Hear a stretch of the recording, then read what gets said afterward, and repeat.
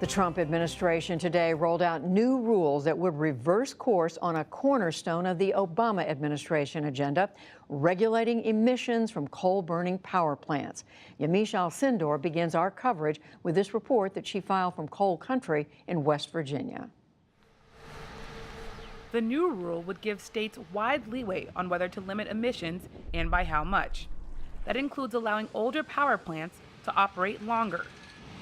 The proposal, called the Affordable Clean Energy Rule, would replace Obama-era regulations.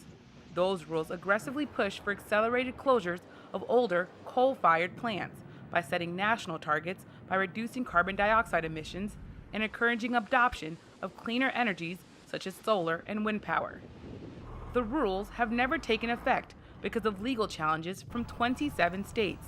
Good afternoon. In a phone call with reporters this morning, Andrew Wheeler, the acting Environmental Protection Agency administrator, said the new rule would lead to more affordable energy bills for consumers. He also called the efforts from the Obama administration an overreach of EPA's authority.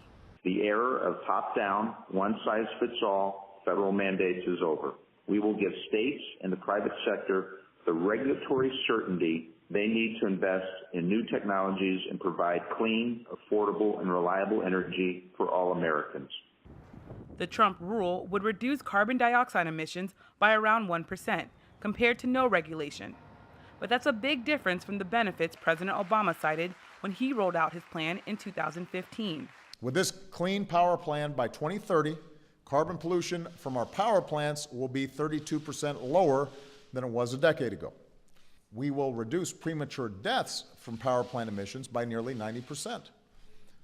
And thanks to this plan, there will be 90,000 fewer asthma attacks among our children each year. The Obama-era rule has always drawn criticism from coal country and communities like this one that have traditionally relied on coal to create jobs and support the local economy. In West Virginia, where President Trump is holding a rally tonight, we talked to voters about today's announcement. There was no jobs with those regulations.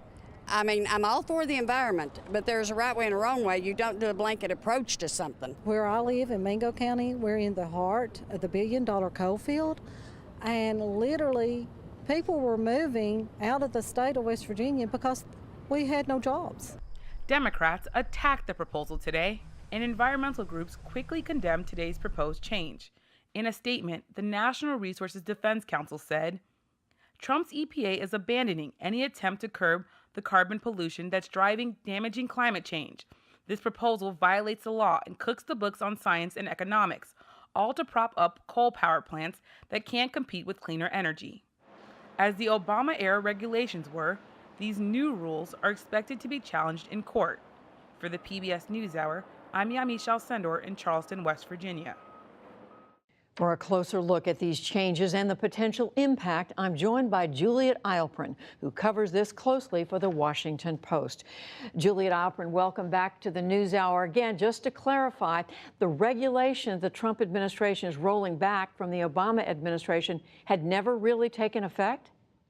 Right. They had been stayed by the Supreme Court because more than 24 attorneys general from Republican states and the industry had challenged EPA's authority to impose such sweeping limits beyond the plants themselves. And so as a result, they have not taken effect. What is it about the Obama-era regulations that the Trump administration so objects to?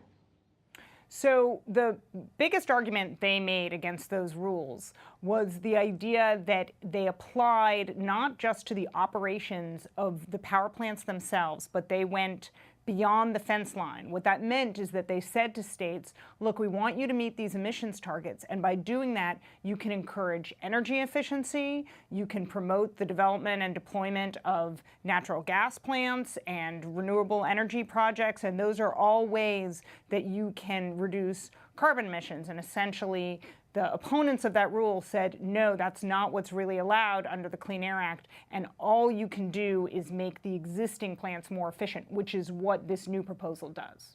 And what about the practical consequences of this? What do we look for? So there are a couple of things. When it comes to greenhouse gas emissions, it will slow the decline of carbon dioxide cuts over time. The Obama rule would have done slightly more, although we do see the power sector getting cleaner over time, in part because of cheaper natural gas and renewable energy.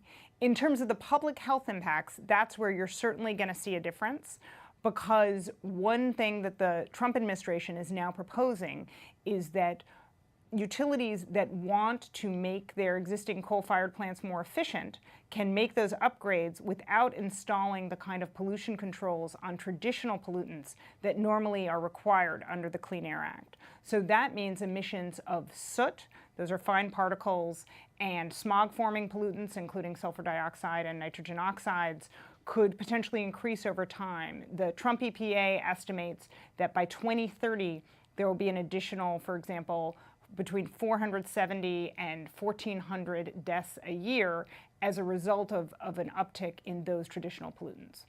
And how does the Trump administration explain that? How do they defend that decision? So their argument is that this rule is about carbon dioxide and not those other pollutants, and they're, adhering to the law and focusing on greenhouse gas emissions, and that they have other methods of controlling those emissions, so potentially they could, address it in another capacity. What they're saying is that they want to make these plants more efficient, and by definition, if they're going to do that and not impose an additional regulatory burden on these plants, they wanted to make it easier to do these upgrades, and as a result, they're changing the kind of current requirements that exist under federal law. Who is happy about this decision, Juliet? So utilities, for the most part, say that they're happy about it, that while they still face a number of market pressures and they will be, for example, changing their fuel mix over time, this gives them breathing room if they want to keep some of these older plants in operations. Certainly you see for the vast majority of Republicans, both in Congress and on the state level, including many of these attorneys general that I mentioned that had been suing, they're welcoming this. So from those two camps, you have a significant amount of support who say that this will give them more flexibility and is something that will help them economically. But clearly the environmental community and others are not happy with this decision. What about court challenges going forward? What do you expect?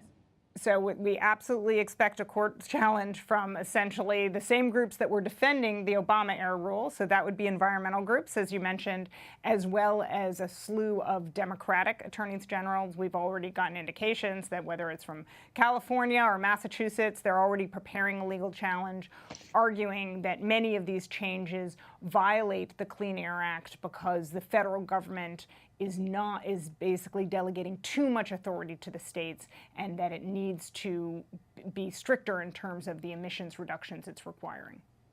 Juliet Eilperin of the Washington Post, thank you. Thanks so much.